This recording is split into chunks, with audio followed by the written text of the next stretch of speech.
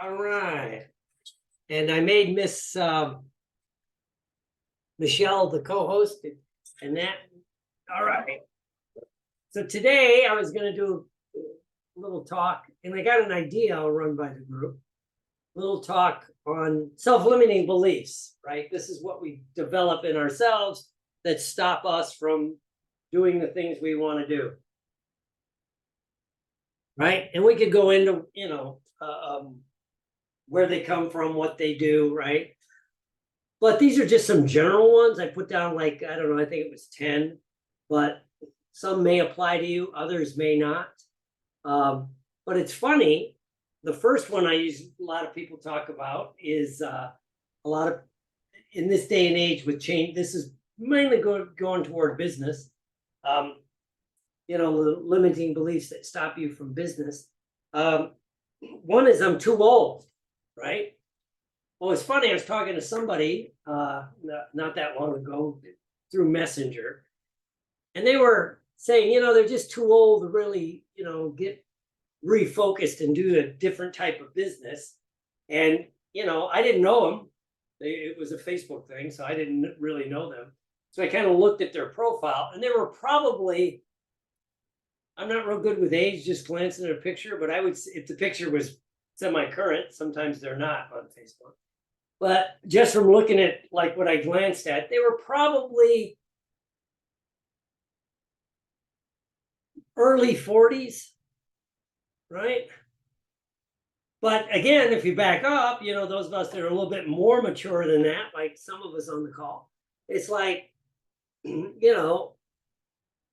how things have changed just in the last couple of years. So a lot of people will say, the belief might be, too old. And I guess you would have to ask, now we would do the typical classical NLP.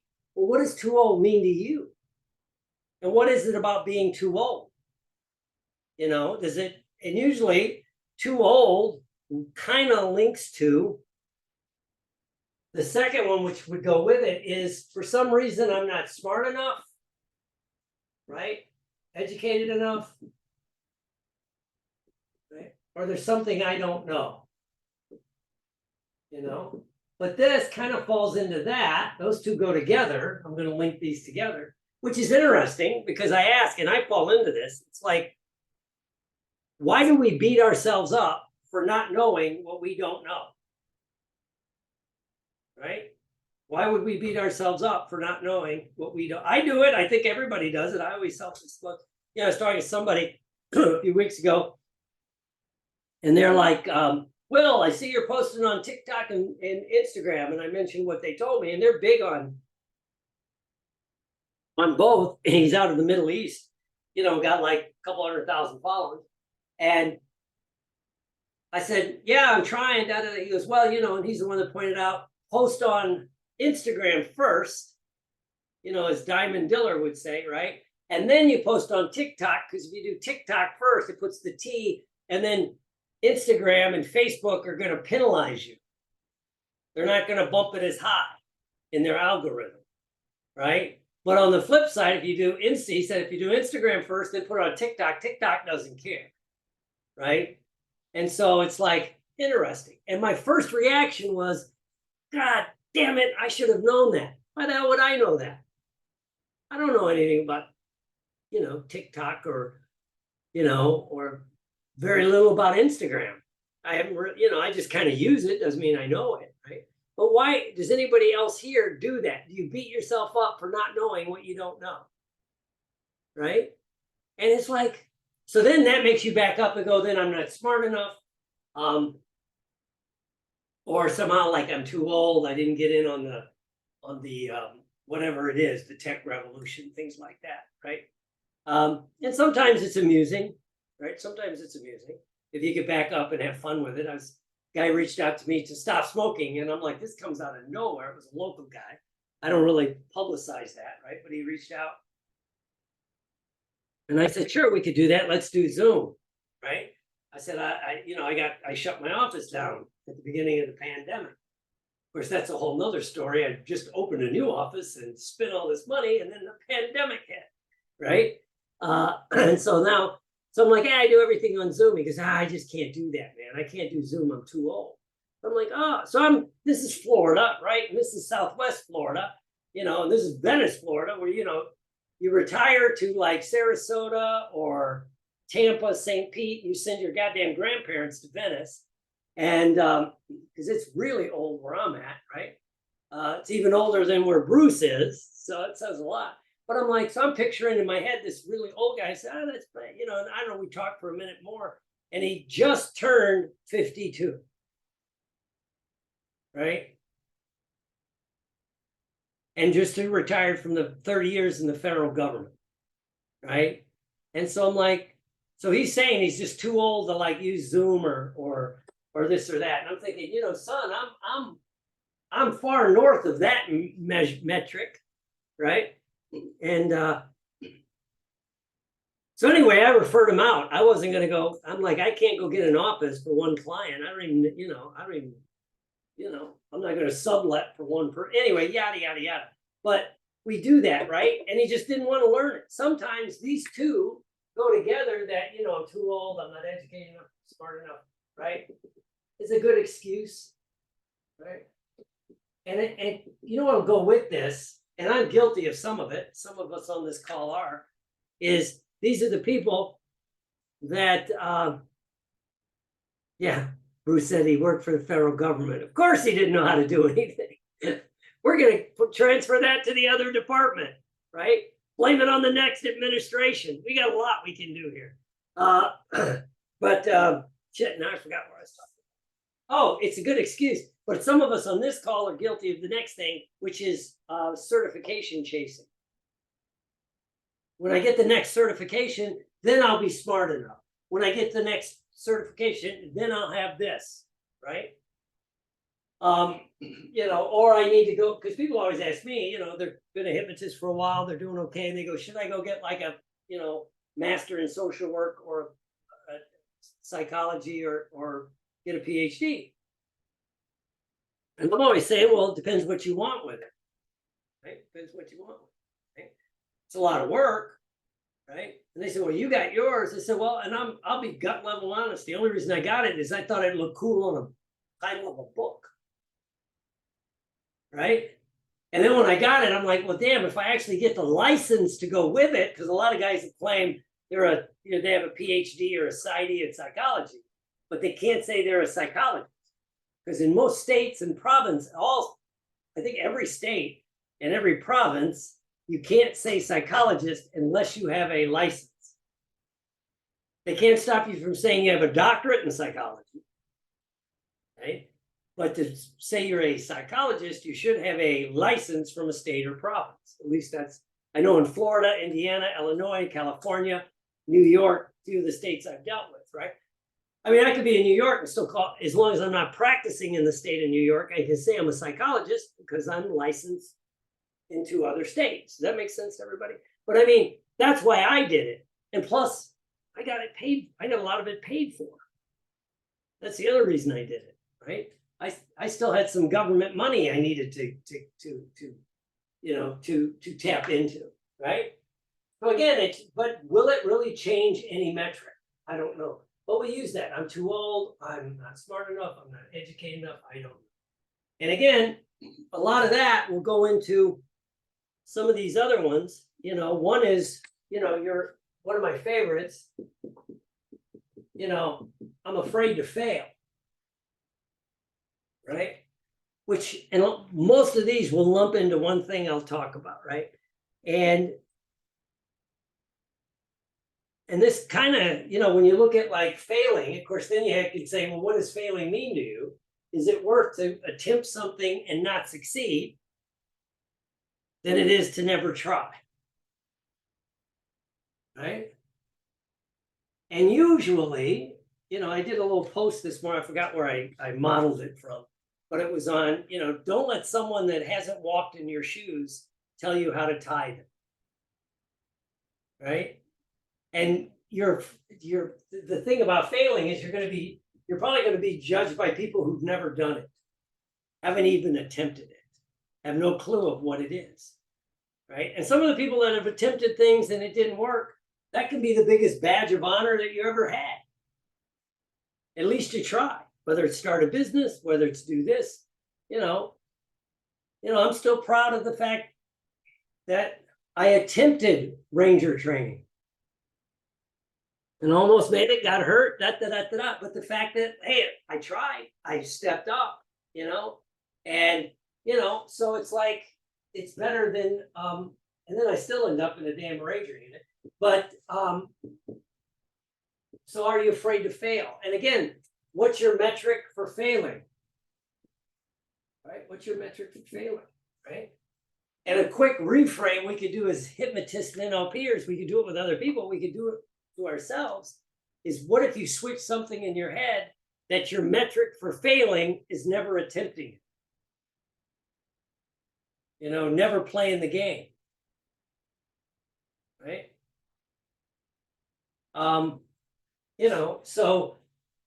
So what it, so we might have we're going to fail. And again, then you need to look at, well, who's going to judge you one way or the other? Is it people? And a lot of us on this thing would admit that, like, if you've ever done anything, and you meet someone that tried to do what you did and they didn't succeed, most of the people I know that have done something and succeeded don't judge the people, at least if they try. Right? And I always back up, and I do it too much. My wife says, I revert a lot back to my world of addictions. Rarely, if ever, do you see somebody in recovery, especially in the self-help, and the AA, the NA, one of the A groups kind of thing. Rarely, if ever, do I ever see someone that's sobered up or gotten clean in that type of program judge someone that's attempting it and not doing well right now. Right? Because they know the struggle that it took to get there. At least you stepped up and tried. Right? So we have the fear of failure. Right? Which kind of links in maybe, and then it can also be on the flip side is fear of success. Some people may have a little bit of fear of success because actually it's fear of failure, because they'll go. I still remember my favorite story, I've told it before, is someone that called me about helping them with a book when I was helping people with books. Now I refer them to other people that help with books more. But,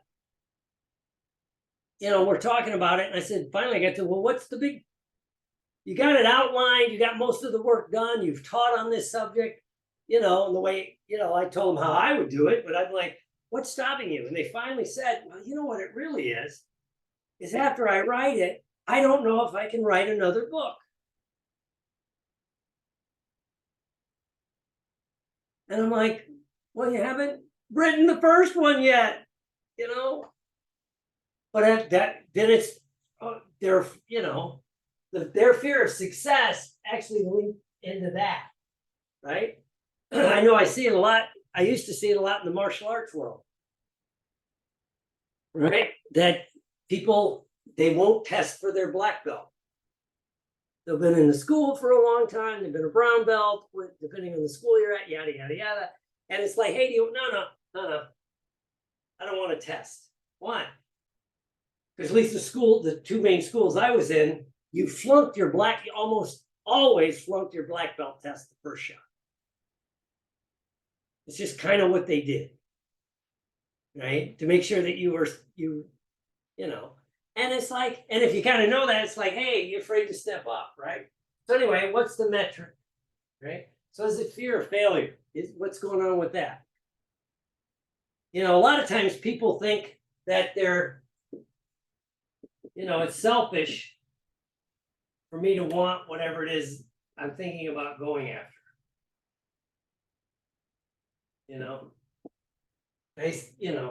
It's that, is it selfish of me to want more?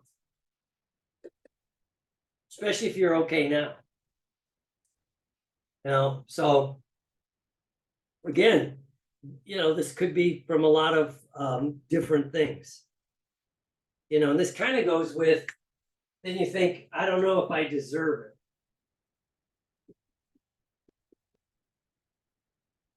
Right? So do you have that? Do I deserve this? A lot of times people get this, that they're good at something that they're just naturally good at. Right? Because I mean, you don't have to work as hard, right? Right? Or you think you have to work. It's just an interesting thing. Do you deserve it? You know? And then if so, what would you have to do in your head to make it feel like you do deserve it? Right? And a lot of this kind of goes back to this, you know, this one kind of can go to the idea of, you know, many of us don't want to appear arrogant. Right? You know,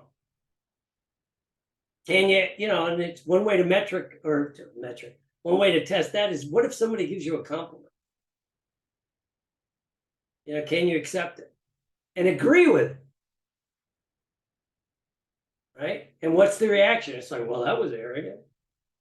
Right? This is a fun one to play with. The other day I did this just to see, because it's just shit. Some of this just shits and giggles. I'm in a play, right? And it's an ensemble piece, but technically I would say I'm one of the two leads, right? But it's a good show. It's very funny. It's political, yada yada yada. It's a political farce, and it's well written. It's one of the better written shows I've been in. And anyway, after the show, you know, we got the ovation. Everybody liked it, and people are walking out, and you know, and some people come and give you, you know, feedback on the show. Usually, it's like, you know, good show, this or that. You know, every actor's horrible compliment. How did you remember all those lines? That's the easiest part of the fucking show. Yeah, I mean, it's not the easiest, but it's like, don't anyway. But someone who kind of been around theater, and I knew, they came up, shook the hand, go, great show, that's funny. And then they gave acting compliments. Your timing was spot on. You did this, you did that. I said, well, thank you. And they go, you're a really good actor. And I went, yes, I am. And they just looked at me until I've known her for a long time. She just tilted her head and laughed. And I go, well, I need to just accept that. You know? Was it arrogant to say that? I mean, right? Because when you look at the people at the very top, if you're tying this into business, usually those people up there, they have no hesitancy to tell you that they're good.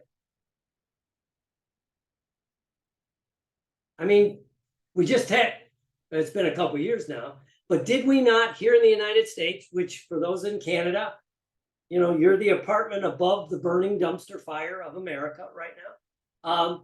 But didn't we go through 4 years of a man who would tell you he's absolutely the best at everything he's ever done? You know, that he knows more. He would know more about driving being a sub driver than Captain Schilling. Right? And weirdly, a lot of people that wouldn't know that would agree with him. Right? Because it's this push-pull that we have. I think that we're attracted to people that are confident, especially in areas where you're not confident. And yet at the same time, especially if you were trained that way as a child, so that you never want to stand out. You never want to be the tall poppy syndrome. You don't want to be, you know, they'll cut you down, right? So it's that fine line, right?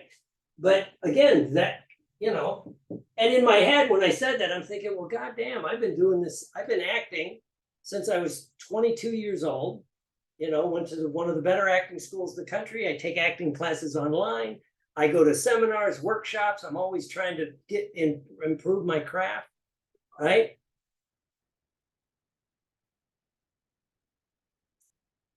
It would be disregarding all the work I've done to get to where I'm at, right? Same with everything that we do, right? Right. So anyway, you deserve it, right? And that kind of flips back into it, right? Kind of going with some of these, I'm not going to do all 10, but it's like many people say, it's too late. You know, all the good, whatever it is, biz ideas are taken. it's too late, the biz ideas are taken, or the, whatever it is, websites, whatever it happens to be, right? We'll begin to think it's too late. Someone else has already dominated the market, right? That's an easy one to fall into, right? I can fall into that one. It's like, should I jump into this and do it? There's so many people doing it, and they're good at it. I can admit, like, oh, that's really good. I like that. What they're doing is good. But again, is this just an excuse to cover one of these other things? I'm afraid I'll fail. I'm not smart enough. I'm too old. Is it selfish for me to want to do a different market? Do I deserve it? Does that one make sense? That it's like all the good but again, was it too late for Zuckerberg to start Facebook when MySpace, and I forget what the other one was that was out there at the time, that was pretty much dominating it, right? I mean, you can go down all the businesses, that is it too late, right? So, and is it, can you, and I was just talking to somebody, because I get this in my head, and somebody says, Will, you know what your problem is? And I like the person, and I went, I'm yes, tell me what my problem is. And I go, no. He goes, well, you won't like the answer. I'm saying, then it's probably the effing truth if I won't like the answer, right? He goes, you can't comprehend how big the market is. You're looking at it through the prism of, and I think a lot of us in this call, and the people in the hypnosis, NLP, and coaching world, we look at it through this market, and the people who are making a fortune are the ones not looking at this market. They're over here looking at that, right? And I'm like, he goes, you just, there's 1 billion plus people online. Even if you take off the ones that don't speak native English, if that's your only market, there's still hundreds and hundreds of millions of people that could have access to this, and so the biggest, does that make sense to everybody? It's like, I'm like, you're right. I just, how many people do you know and realize that's is it hard for you to comprehend 100 million people? roughly 25% of America, depending on whatever the census is telling us it is right now, right? So that's it. That's a huge market. Whatever, and then if you go down to whatever your market is, right? So, and even if it's late into the game, do you have something that other people aren't offering? Right? I'm pretty sure, I'll tell a quick story, right? That when they decided to release, there's a product out, it's all over you see it online, you really see it on television, and I hear it on the car radio. A weight loss product called Go Low. Brilliant fucking name. I will give that. Go Low, right? Because you're like, what does that mean? It's a good title if you're into that. Like, what does that mean, right? Well, when they launched this weight loss product, I'm pretty sure someone told them, there's an awful lot of weight loss products out there. Are you a little late in the game? Right? Are you a little late in the game?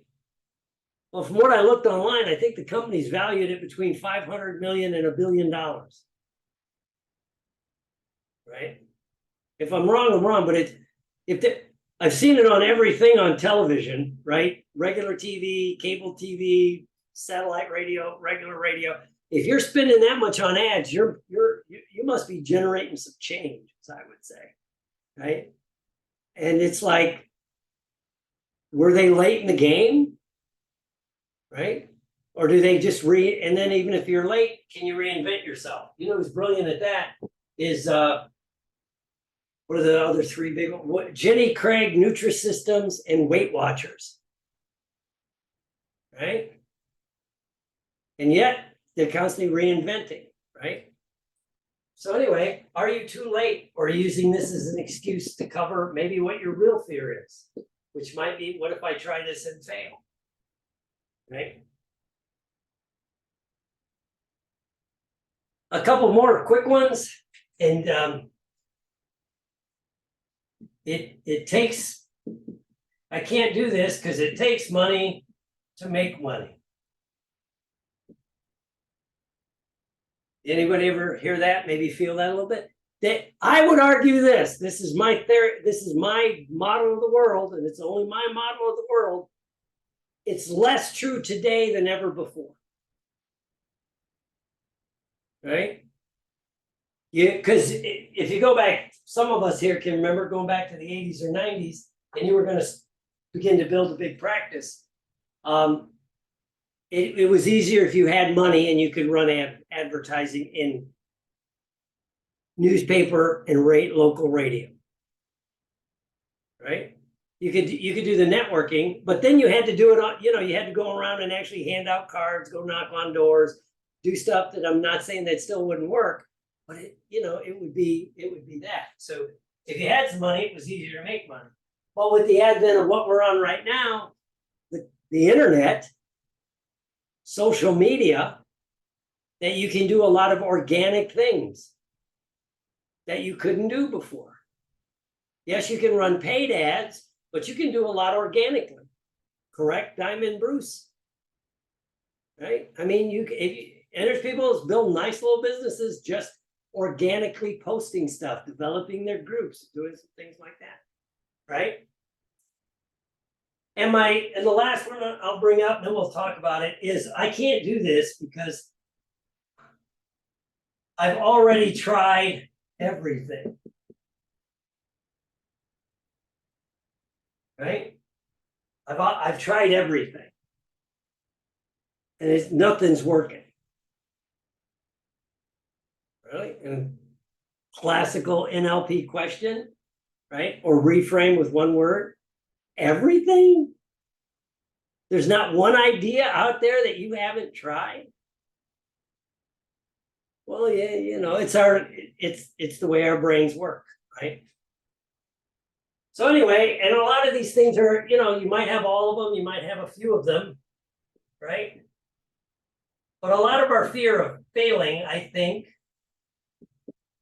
goes to it's in our DNA, right? Because we don't want to be ostracized by a group, right? And our brains don't, what is it most hypnotists say, and I agree with, our brains don't know the difference between a real or a vividly imagined event, right? We say that, it's kind of true. Your brain will, it'll do some, if you have a nightmare, your body's in fight or flight. It really is. I mean, our brains do this, right? So now our brains don't know the difference between a real group you might get thrown out of, a family, a tribe, or a group that you're really in, or, oh my God, you get thrown off a Facebook group. And 99% of the people in that group, you have no freaking clue who they are,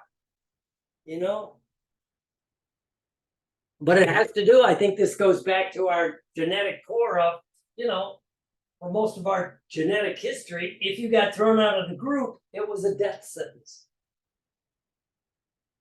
right? And so, this is in there. So, and again, you're afraid of being judged by people who you wouldn't ask for their opinion in the first place, right?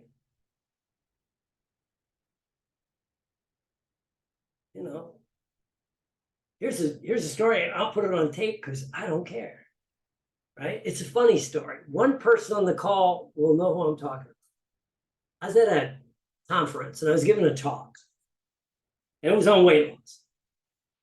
And there was a person there who starts telling me what they think of what I was talking about, weight loss. And this person's obese. Obese, not big, obese. Right? He's also from New Jersey, but acts like he's from England. Right?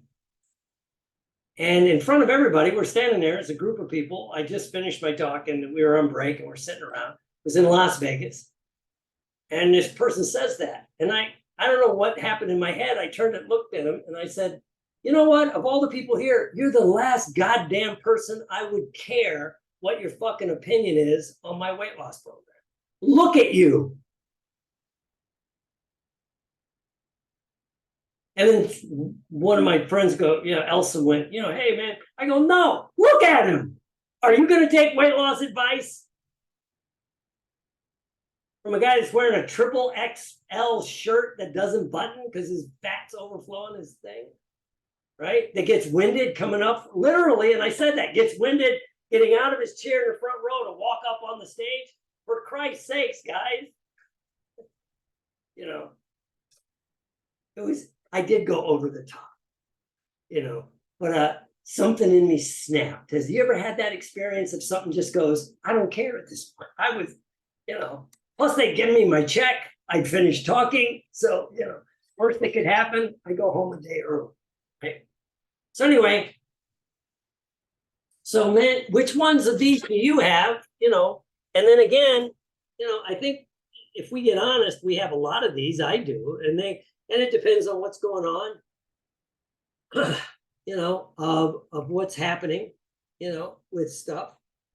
So anyway, that's just all I wanted to talk about, right? Let me remove the pen. All right. Oh, shit. Let me turn this on. Now I can hear it because I got any, comments, feedback, as we used to say, gripes, complaints, or bitches. Anybody wants to share? Yeah, I have a interesting, I don't know if it's interesting, but preach like, so on, with the market, preach on. Yes. When is the market saturated a valid excuse? Is it ever a valid thought? I don't know. Do you think do you think this could have been a real experience that I'm hallucinating? Which would be that someone sat down across from a gentleman and told him, what are you, nuts? You're going to start a car company? Right? Because we have Ford, Chrysler, Jeep, all the foreign cars. Why are you going to start a car company, Mr. Musk? Yeah. Right? It's a saturated market. But he brought something different to I guess that would be the question. Is the market saturated? Are you bringing anything new? Or just a different marketing thing? I mean, if you ever got on Facebook and suddenly you look at one thing and the next 12 ads are, I'll show you how to get big ticket clients. Sometimes something new is your attitude, like just changing. Sometimes it is that aggressive, I'll get you the tickets, or I'll get you the clients, but your attitude is like, I'll get you the clients, and because people will resonate with the softer thing or a more aggressive, your attitude, you might have the same product as everyone else, but they're not going to resonate with Tony Horton or Ray Higdon or that other one, whatever one, but they'll resonate with you, And it's either Jay Abraham or Dan Kennedy. One of those two marketing gurus used to tell people, you usually don't want to be the first guy in the market, right? Because the first people usually never corner the market. And I forget which person, maybe if it was one of those two, it was some marketing thing I was listening to. And they went and they used the Facebook analogy. MySpace was dominant, but it not quite really dominant. And then they brought something new to the market. Tesla comes in, different idea, different programming. So yeah, I don't know if that's an answer, but that's the answer. Well, I think the first question is, what size is the market? If the market is a small market and there are a lot of people in there, then the competition is great. If it's a large market, I'll use weight loss as an example. You can say that Weight Watchers, Nutrisystem, Zone, whatever all these food things is, and go, it's saturated. But at the same time, there's still, forgive me for saying this, it's politically incorrect, there are millions and millions of fat people in America. Yeah. And there are millions of people that are searching for a solution. If you can put your solution in a different frame, the market's not saturated. And a different price and a different, demographic. Yeah. There's that the Tesla is super, expensive. Oh, and Dr. Will taught us how it has another fun demographic, the Tesla S, the Tesla E, the Tesla X. It's You I mean they love would that. use sex to sell something? that is what Dr. Will taught us, and I had to go look. I'm like, oh my god! They still use Corvettes when they show you a Corvette. There's always a girl in a bikini. Really? Yeah.